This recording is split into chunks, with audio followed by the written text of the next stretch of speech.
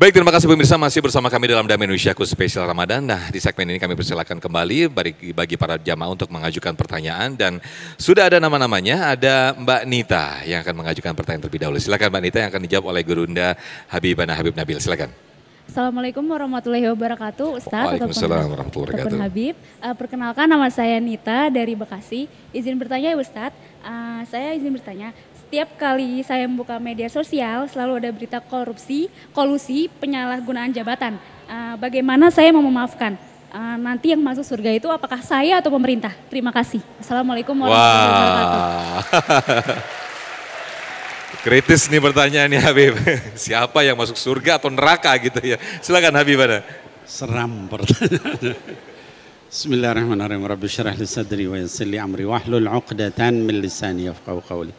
Yang saya tangkap tadi, kalau misalnya ada yang korupsi, kolusi, nepotisme, ya bahkan mungkin melakukan pencurian dan sebagainya, itu apakah tadi dimaafkan oleh kita atau bukan gitu ya? Kalau tidak salah, iya. Jadi begini, bedakan antara kalau di dalam fikih itu namanya fikih jinayah, ya. Fikih jinayah itu adalah fikih tentang hukum kriminalitas, ya. Kita sebagai orang yang misalnya terzolimi, kita mau maafkan boleh, gitu ya, baik buat kita. Tapi hukum harus terus berjalan, gitu ya. Di dalam syariat misalnya ada orang mencuri, gitu ya. Kalau di dalam syariat orang yang dicuri udah memaafkan, ya memaafkan boleh. Tapi hukum tetap ditegakkan, yaitu dipotong tangannya, ya. Coba bayangkan kalau koruptor itu sekarang dipotong tangannya. Kira-kira korup lagi enggak itu ya.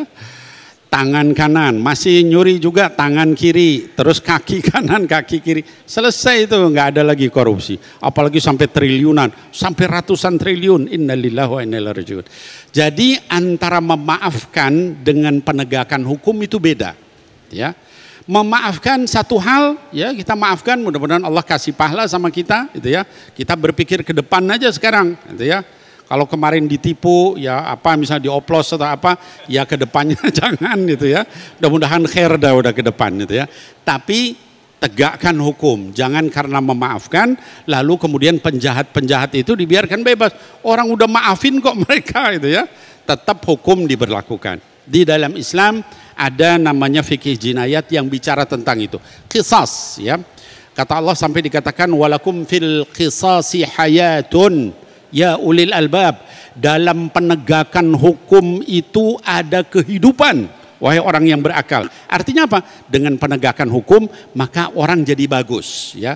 Dengan tadi misalnya ditegakkan hukum, orang nggak lagi berzina, takut dirajam, ya. Dipotong tangan, takut lagi orang untuk korupsi.